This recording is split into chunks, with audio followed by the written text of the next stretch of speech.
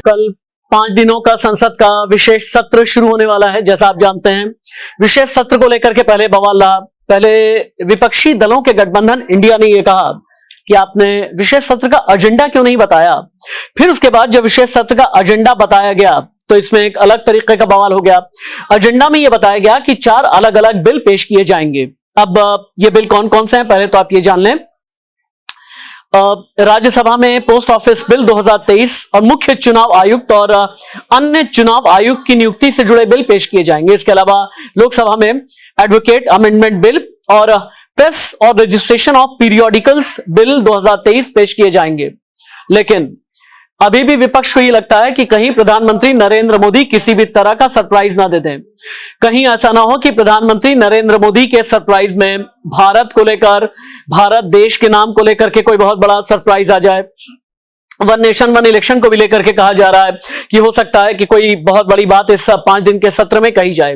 लेकिन सवाल बड़ा है, पहले एजेंडा नहीं बताया, तब फिर इंडिया गठबंधन ने कहा कि एजेंडा क्यों नहीं बताया। एजेंडा बता दिया तो अब ये कहने में लगे हैं कांग्रेस वाले कि सोनिया गांधी ने चिट्ठी लिखी, दबाव बनाया, यही एक वजह है कि एजेंडा बताया गया है। हालांकि मेरा मानना यह है, पिछले 1 हफ्ते में 8 दिन में सनातन धर्म को लेकर के जो बवाल हुआ, जैसा उदयनिधि स्टालिन ने बयान दिया, जैसा बिहार सरकार में मंत्री चंद्रशेखर ने बयान दिया, और इसके अलावा इंडिया गठबंधन में शामिल कई दलों के नेताओं ने सनातन के विरोध में बयान दिया।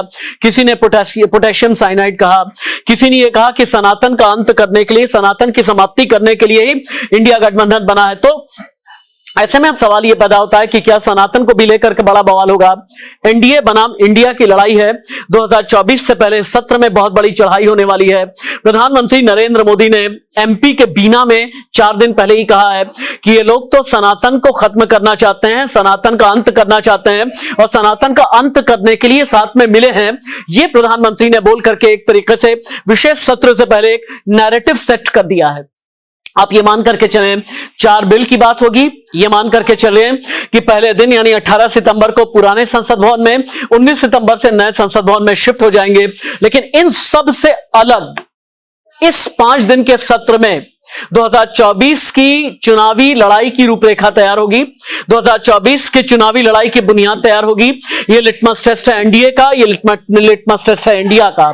चूंकि इंडिया गठबंधन की पिछली मीटिंग में क्लियर ये हो गया है, जो कोऑर्डिनेशन कमेटी की मीटिंग थी दिल्ली में शरद पवार के आवास पर, वहां पर यह क्लियर हो गया। अगली मीटिंग भोपाल में की जाएगी और सीट शेयरिंग फॉर्मूले पर अंतिम विचार किया जाएगा। लेकिन रैलियां की जाएंगी अलग अलग जगह। लेकिन इतना जरूर है, भारतीय जनता पार्टी भी इस वक्त हाथ में आया हुआ मौका गंवाना नहीं चाहेगी।